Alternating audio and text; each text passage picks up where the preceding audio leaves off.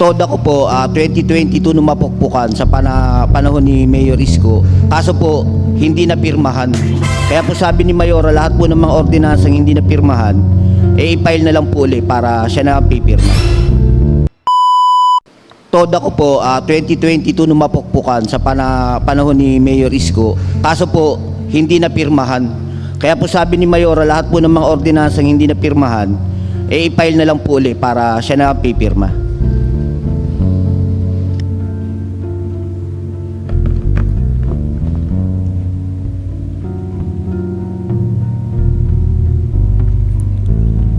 So, sa ngayon po, wala ho kayong, ano ho yung original ordinance po natin ngayon? Na tayo po ay nag-ooperate sa LRT2 TODA. Pero wala ho kayong ordinance na hawak? Po, Mr. Chief. Ilan ho yung members po natin, sir, sa LRT2 TODA? Ang bali 30 po, ang active ngayon po 25. On what authority po na ginagamit nyo po para makapag-operate po dun sa area? Bali po, kumukuha po kami ng mayor's permit sa City Hall at nagpaalam po kami sa chairman namin. Anong year po yung mayor's permit nyo, sir? Active po, ma'am. Sir. Hanggang ngayon po. Kailan ho nag-start yung mayor's permit nyo, sir? Bali, kumuha po ako noon November 14, 2023. Bali, mag-e-expired po ngayon November 14, 2024.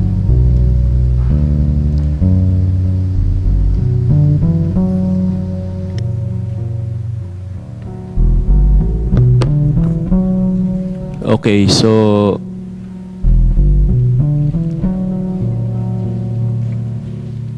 further amending section 2A4. So meron na ho kasi kayo, sir, ditong ordinance number 7755 before.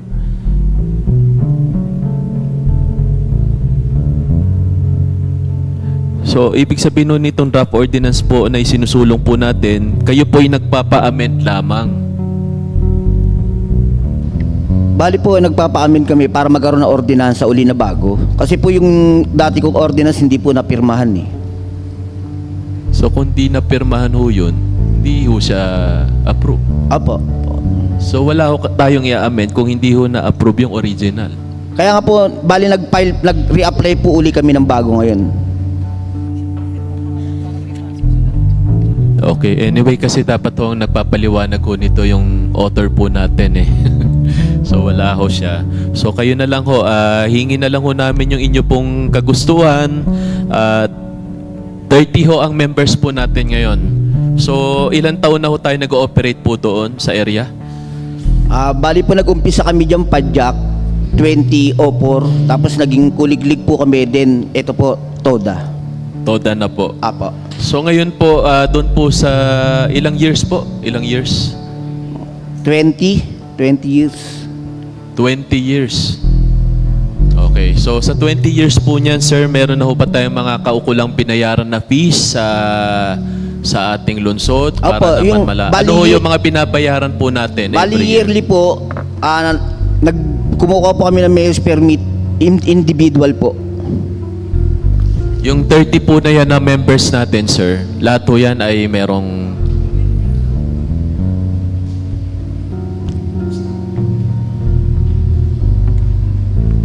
Okay. Sir, titignan ko lang ho to.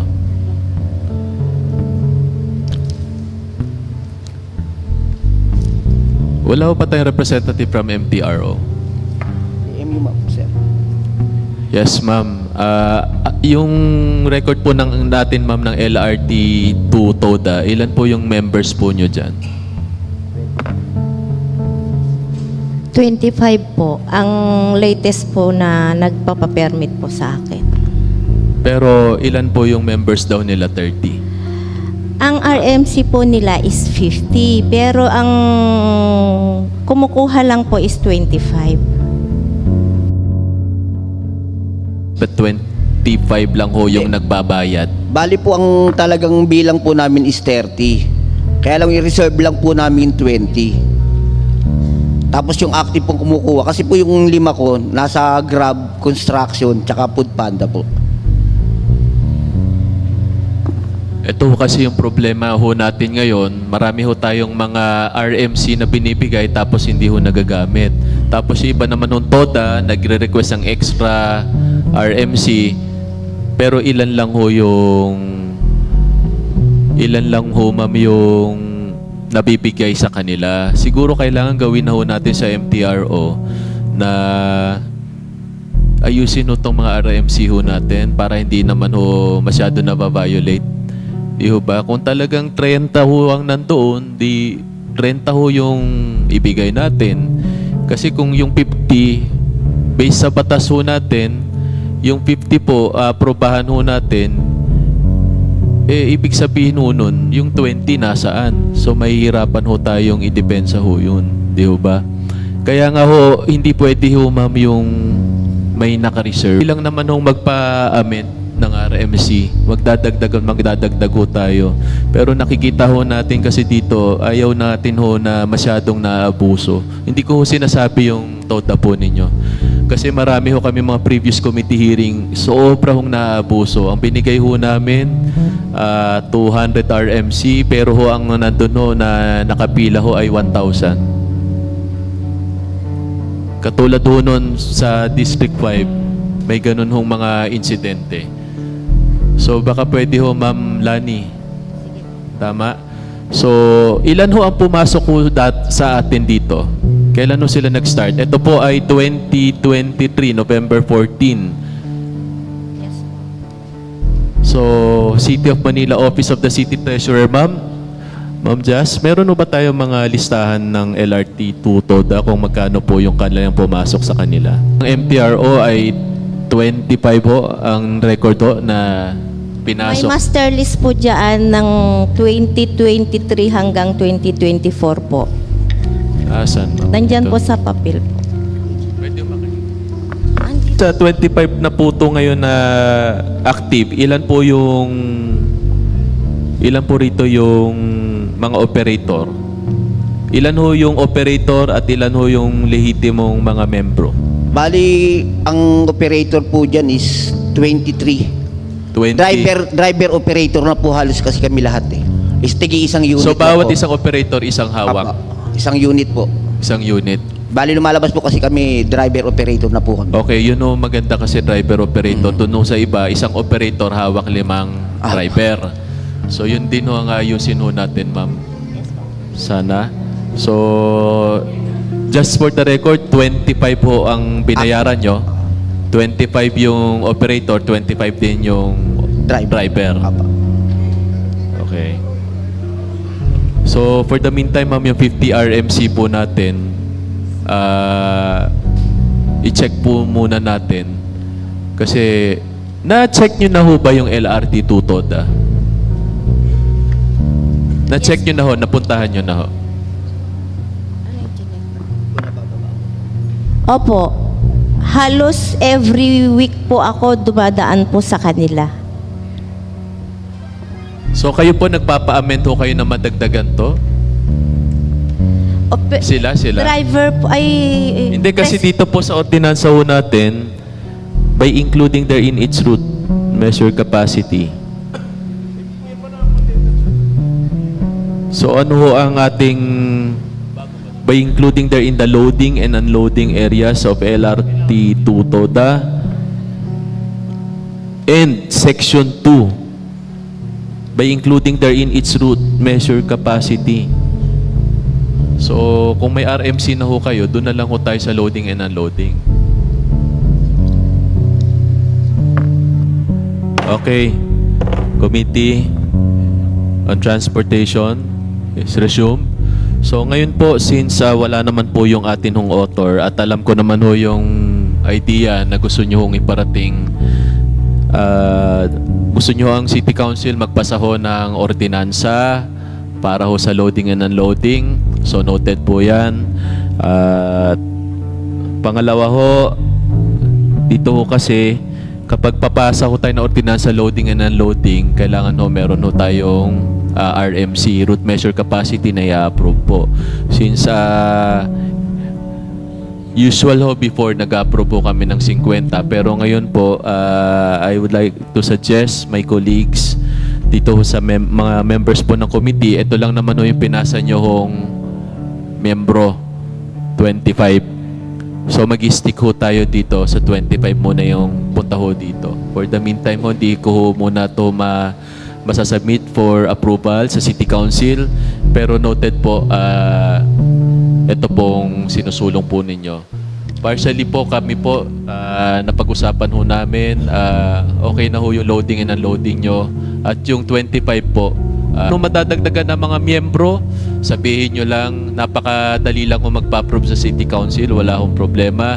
Kung meron nung gusto na, meron ho palang nadagdag dyan sa LRT2 TODA, okay, so sabihin nyo lang at madali lang ho mag-amend ang City Council. Ito naman ho ay para ho sa kabuhayan ng atin ho mga maliliit na mga TODA drivers. At wag ko kayo mag-alala kung meron ng mga nanghihingi ho sa inyo dyan na may bayad ho, wala hong bayad ho magpa-approve. Dahil ho kahit piso ho hindi ho maniningil ang City Council. Dahil naniniwala kami na ito ho ay para ho sa kabutihan ho ng bawat isang driver po natin sa TODA. Okay, kung may maniningil ho sa inyo, isumbong nyo ho sa amin, sa mga members ng Committee on Transportation, dahil yan ho ang kaayaw-ayaw ho ni Mayora na ang atin ho mga mahihirap po na mga Manilenyo ay pinahihirapan pa. Okay? So pero meron ho tayo, para sa kaalaman ho na lahat, meron naman ho din yung mga kolorum. Marami hong hindi registered, ma'am. Ito siguro, since sila ho ay bago pa lamang, yung mga gusto ho, kasi akala nila napakahirap ho magpa-register. Madali lang ho yan, sulat lang ho kayo. Address po kay Mayora, address po sa Chairman ng Transportation, at sa City Council, at kay Vice Mayor. Aksyonan ho natin kaagad ito. Okay, so far po dapat ito po approve na, kaya lang wala ho talaga yung atin hong author. So baka lang ho busy. Pero magmamanifest na lang ho siya na ito po ay sana ipasaw sa City Council. Anyway, so yun lamang. Meron pa ho ba kayong gustong idagdag? Wala na po, Mr. Chair. So ang tangi ko lamang hong tanong, ma'am, ilan ho yung pumasok, Ma'am Jazz? Ma'am, ilan ho yung pumasok na bayad ho sa atin ng LRT2 TODA since nag-start po sila? Meron ho ba tayong record po dyan? Ito po kasi meron ho kayong inisyu po, ma'am, na resibo. Number MLA 1461237. So, okay naman po to. Good morning po. Yes, ma'am. Wala po akong copy dito ng tungkol sa mga receipts. Pwede po to follow, isasubmit ko po sa inyo. Kasi alam ko every month, humihingi po sila ng copy ng mga nagbayad tungkol sa TODA. And sa pagkaintindi ko po, wala naman nakaspecify doon if it's for LRT2. Basta mga pangalan lang po ng mga ng payee, ng mga member or ng operator. Pinapasearch ko na po kung ano, yung same report na binibigay po namin sa MTPB yan na hinihingi nila. Ipapadala ko po sa office niyo, ma'am, later. Salamat po. Thank you, ma'am. Hintayin na lang ho na committee yung kung ano ho yung napasok pong bayad nila para ma-justify ho namin City Council na talagang mga law-abiding TODA operators and drivers po ang LRT2 TODA. At siyempre yung mga nagbabayad, karapatan yun naman ho na suklian namin ho yung dapat naming na gusto nyo rin ho. Dahil nagbabayad naman ho kayo ng tama. 500, just for the record of everybody, dito ho kasi sa binabayad po natin para ma-register to yung kanila hong tricycle. So, ito po, occupational tax sa MTRO, 120 pesos. Yung police clearance ho, 20 pesos. Health certificate, 50 pesos. MTRO po para sa mayor's permit natin, sir. Every year yan, di ba? 200 pesos. MTRO terminal fee, 100 pesos.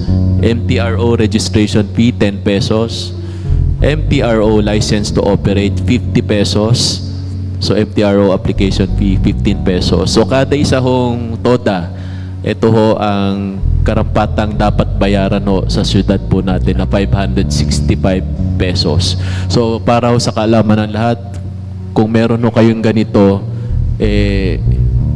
ito ho ang ipakita nyo para ho dun sa mga puliso na nanghihingi o nangingikil, pakita nyo ho to. At pwede nyo silang sampahan ng kaso o demanda o complaint kung meron hong mga pang-aabuso po na ginawa po sa inyo. Okay? Maliwanag po. Apa. Meron pa ho ba kayong gustong idagdag, sir? Bale, Mr. Chair, pwede po akong mag-provide ng Xerox ng mga lahat ng member ko na may permit na kumuha. Sa ngayon naman po, wala naman ho bang kaso ng pang-aabuso sa area po? Wala naman po, wala naman Ayun. po. Maganda naman po yan. Okay, so wala na po. Okay, so sa ngayon po, dahil wala po ang ating punong may akda, pero nakita naman ho natin ang mga arguments sa gusto ho ng ating TODA, hihintay na lang ho namin ang formal paper or manifestation from the Councilor Lady Marie Quintos na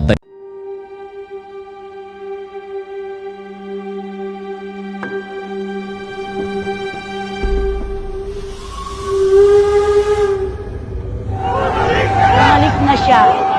Kailangan siya ng tao ng mga taga Maynila. Bumalik ka na. Kailangan ka na. Bumalik ka na sa buong distrito. Kaya bahala na po ang Panginoon sa kanya. Alam ko, mananalo siya.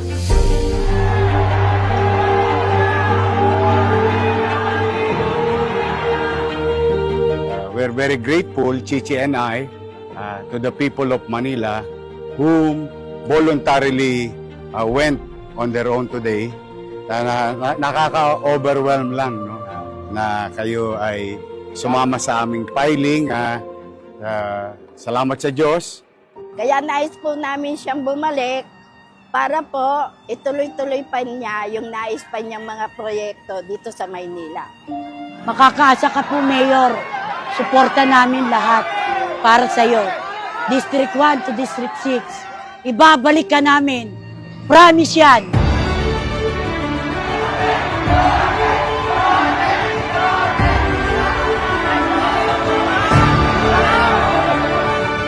Kapag kami ni Chichi Atiesa pinalad at 10 ng aming mga kagrupo, maglilingkod po kami ng matino, masinop at mainam.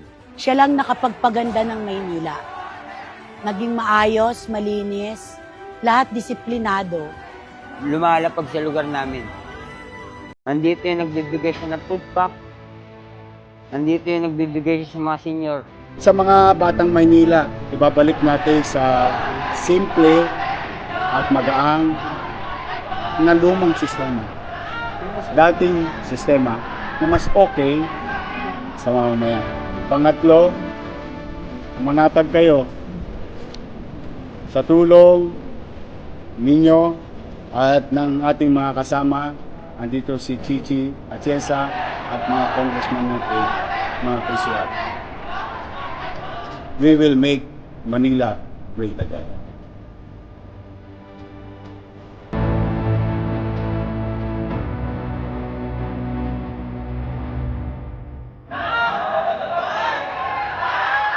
Tawagan tayo, kami nila Chichi at 10 ng aming mga kasama. Pagkulitin kong hindi kayo papahiya at masayang ang suporta niyo sa amin. Magbubuti kami ng trabaho. Kami ni Chichi at Atiesa, mga congressman, mga konsyal, kasama kayo, kagapay, kababaihan, kabaka at lahat ng mga batang Maynila. Together, we will make Manila great again. Manila, Purpose.